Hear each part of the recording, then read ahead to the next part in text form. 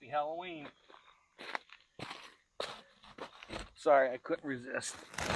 Halloween's my favorite time of year. This is Jim from Paranormal Fellowship again. And yes, Bigfoot and tacos, two of my favorite things. So I'm out here again, and you can see this is Diet Pepsi, not that Dr. Pepper crap. That's a private joke between me and a friend of mine. But this is Jim, Paranormal Fellowship, and I'm going to go over with another one of the experiences I've had.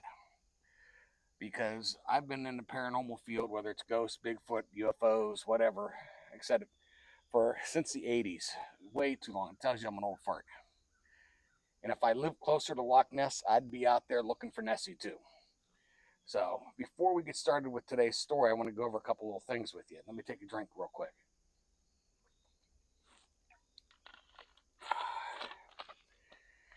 First off, I want to talk about,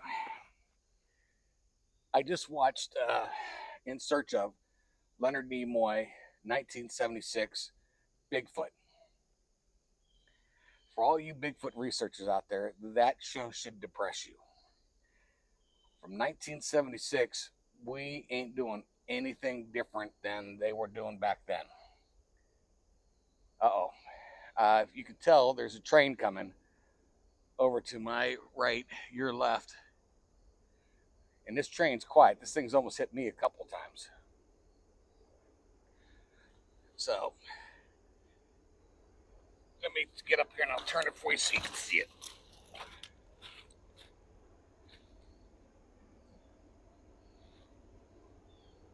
This is what we call the Stand By Me Bridge.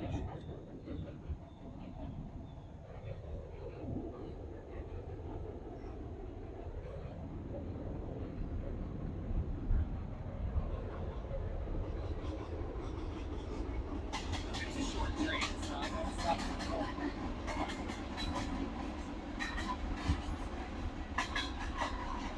That first thing that stopped me up was in a deck race.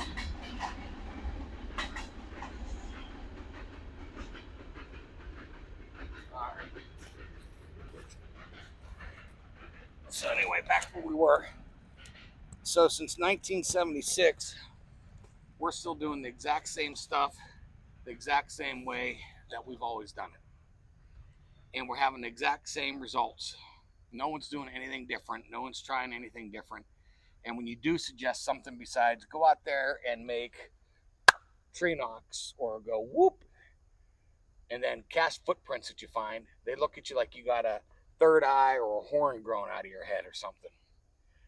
And if you've been following my channel at all, you know that I preach it and try different stuff all the time.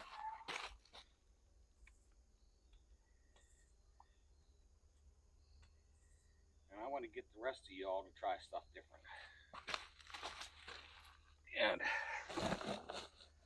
And it didn't really make any difference. Oh well. You guys can I'll be off center for you guys for a while. You can enjoy the view. So I've been trying things like, people talk about infrasound. I have these little things. These are RGB light and sound bars. They go off of noise and then they light up and it goes down into the infrasound range. So if something's there and it hits me with the infrasound, well, this should light up and let me know something's around there talking to me. Supposedly. I'm not a big believer in infrasound, but a lot of people are. So I don't discount it. I try it and try to prove it or disprove it. So, and I usually carry two of them with me. All right. Now, I've done some other things, but we won't get into those right now. This is another thing I want to bring up. Just a flashlight, huh?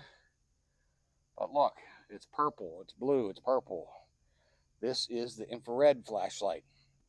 So a lot of people use these for their pets. What you do is, you put on the orange sunglasses and you shine it around where you think your pet may have went to the bathroom, sprayed or peed or pooped or whatever. Or if you cleaned it up, you shine this light over it with the glasses on, and you can tell if it will light up and let you know that it's either still, they peed there or pooped there or whatever, and you still need to clean it. They've been using this now with, there's a car company, car wax company that does that ceramic wax, and you get one of these type of lights with it. So you're supposed to shine a light all over the area that you just did the ceramic wax with, and look for any spots that are hazy or dull, and then those need some more attention. Well, this is something else I've been using in the woods. Bigfoot, if it's an animal, even if it's a UFO, even if it comes from a UFO or interdimensional or whatever, it's still got to go to the bathroom. So I can go through and I can scan, trees, whatever, and look for anything that highlights it, that lights up. Hey, it's a start. People say they want DNA proof. Hey, if I can find some urine samples and some stool samples and send them in, hey, it's another step forward. Or at least it might help track, find out where they're living, or do they migrate? Do they stay in one area? If they do stay in one area, how big is their range? All that fun stuff. How much do they eat? What do they eat? Everyone right now is speculating. Don't listen to anyone that says that they're a expert. How can anyone be an expert on something we haven't been able to prove lives or doesn't live or is real or not real? If it interdimensionally jumps, if it comes off a UFO. Right now, everyone's guessing. I don't care who they are, what TV show they're on, what podcasts they're on, what YouTube channel, whatever. There is no experts. Everyone is guessing. Some have guesses that are formed on experiences. Those are usually better guesses. Those are the ones that I like. Some just happen to be doing something and they come across it. So I think that's enough of my high horse for now. But remember, try something different. Infrared light, RGB light and sound bars. If you look down here, I have wireless microphones. I have it hooked up to the camera, so I could leave, walk away, and this will record, what's going on audio-wise with a better hearing than what I can hear. And yes, I even have, I didn't bring it with me, the super ear that you put in that looks like a hearing aid that helps you hear better while you're wherever you're at, hear more. Try something, try anything, try something different. All right, so anyways, high horse done and over with. Here's the latest, here's one of my experiences.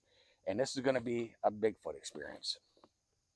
So a couple years ago, myself and 3 friends decided we were going to do a little night investigation, an area that's had reports of Bigfoot activity. We've actually found some like teepee-like structures there that were huge, with the main support one looked like it was upside down, and we couldn't find where all these trees, limbs, and trees came from to make this teepee. So we followed a pathway, and we went into a swamp, and that's where I think something sort of got up. I made a mistake. We sat there and we were looking out into the swamp like I'm looking at you, and then this great big splash from this big rock hit right in front of us. Well, we looked there at the rock. I think what it was, even though we heard it coming down through the branches, you couldn't really pinpoint which way it was coming because we're in a swamp area. I called it a kill box because there was one way in and one way out.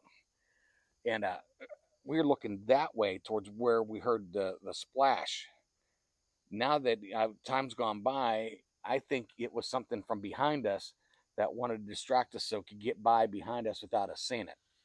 Live and learn. Like I said, we're all novices. No one's, got all the answers. So anyways, we went out back to this area. We took some firewood, and this area was underneath a overpass. And we were going to do the overpass as the base. So it's nice and rocky. So we got everything set up. We got the fire going. Now, again, we all like to try stuff differently. So we hung up glow sticks. Those little dollar things you get at Dollar General. Snap them and they glow for a couple hours. Well, we hung those up on the trailway coming in from the way we came in, going out the way that we went out. And then we, had the, scientific, well, not scientific, but the modern stuff, I guess the best way, the night vision binoculars, night vision cameras, all that stuff. We had one of those animal call blasters where it makes noises, like rabbit distress and all that stuff where you try to draw in like coyotes or whatever. So we had some modern stuff too, and we're sitting there, and we were there for a couple hours. and not really getting a lot. Now, we don't really do a lot of whoops and a lot of wood knocks and things like that, but we're just sort of like listening, and we went out, for a while and checked around, and we did a couple whoops, couple knocks, but nothing major. So I'm a firm believer that more stuff happens to the people that wait at the base camp than people that go out into the woods. Because Bigfoot is an animal, whatever, it knows the woods better than we do, and it is at a big advantage in the woods. It can see in the dark, we can't see in the dark. It can hear better, it can smell better, so we're at a big advantage. Disadvantage. So, while myself and the one lady were waiting there at the fire at the base camp, two other people went out, and we kept hearing something walking. And we weren't sure what it was, but we could hear something walking in the woods. And occasionally we'd see off to the exit trail, we'd see the one glow stick, would flutter back and forth. But again, it could be squirrels, it could be the wind. I mean, there's nothing definitive. And we thought maybe it was even the two that left that went exploring, they were coming back. So eventually they come back. It wasn't them. This was a good probably half hour, 45 minutes before they got back. So it wasn't them we heard. But again, no idea. We didn't see anything and didn't smell the smell that everyone talks about. But we sat there and we decided, okay, we're going to try again the other way. So myself and the lady, we stayed there. And the other two went to the way that we came in. Now, this way runs by the one great big TP structure that we found. So as they walk down, and we're sitting there, and again, we're at base camp, so we're not trying to be quiet and listen. We're just talking normal, having normal conversations, and we'd stop and listen if we heard something. Now, again, it's a bridge above us that's used for cars. We could hear something walking on the bridge above us. At the time, I weighed 360 pounds. You could not hear me stepping on the road walking above us. But we heard something walking above us. And it wasn't like the clump, clump, clump of a horse, where you can hear the horseshoes. That makes a unique sound on its own. This was someone walking, something walking. We didn't know what it was. And at this point, we got quiet and we're just staring up at the bottom of this bridge, trying to figure out what it is. And then we hear, it was really weird. It sounded, like how someone would take like car keys or their fingernails or something and was tapping on the handrail on the bridge. And then all of a sudden we heard this giant crash into the woods off to the right side of us. And we're like, what the hell was that? And we call out to the other team and said, hey, we just heard something. It's coming your way. And we couldn't tell if they heard us or not.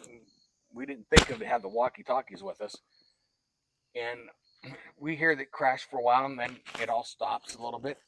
And a couple minutes go by, and all of a sudden the other two come running back. They go, you're not going to believe what just happened to us. And we're like, you're not going to believe what just happened to us. And we told them what happened with us, and they said, well, right after that crash, we turned and started coming back. And I'm not going to say his name. The one guy sat there and said the one glow stick was going back and forth, so they went up to check it. And when they got up to where the glow stick was, they heard it crashing through the woods behind them, and something crossed the trail and went off into the swamp behind them. All they heard was the crashing. They didn't smell anything bad. They didn't see anything bad, but they said something big definitely went crashing behind them. So between what we had happen on the bridge above us and then come over, and then what they had happen all tied in, there was something there, something big, that decided that it was going to make a getaway, and it was going to get from this bridge over into the swamp, and it didn't want us to see it. Right about that time, we got the water out, we doused the fire, and we got together in a tight little group, gathered our glow sticks, because remember, leave the woods better than you found them. Not as you found them, but better. Take something away with you. You got too many outdoors people that litter everywhere. Take something with you. Clean up. So we walked out of there. Now, the only bad part was the area that we were in. is rockier than this. I mean, it was really rocky. So there was nowhere where we had a chance to find any footprints or anything. But something bigger than 350 pounds was walking on that bridge, jumped over the side of the bridge onto the ground below, which technically a person could do. It's kind of a, it's probably about a 10 to 15 foot drop into the woods. But again, you're dropping into branches, leaves. You don't know what's down there. So I don't know too many people that would actually do it. And we walked out. We got to the car area. We got everything loaded up, and we decided, what the heck? Let's go and do like everyone else does. And we let out some whoops, and we did some wood knocks, and never got anything happen. But except for something went running, walking above me, and then went running past them. And it sort of got the old blood flowing. And that's still an area that we investigate, because I'm sort of, and they're sort of like I am. We do one area, so we know the area very well. And if something's different, we can usually pick up on it. So anyways, I hope y'all have a great Halloween. I'm sorry I gave you the boo to scare you. Take it easy now, y'all. Be good.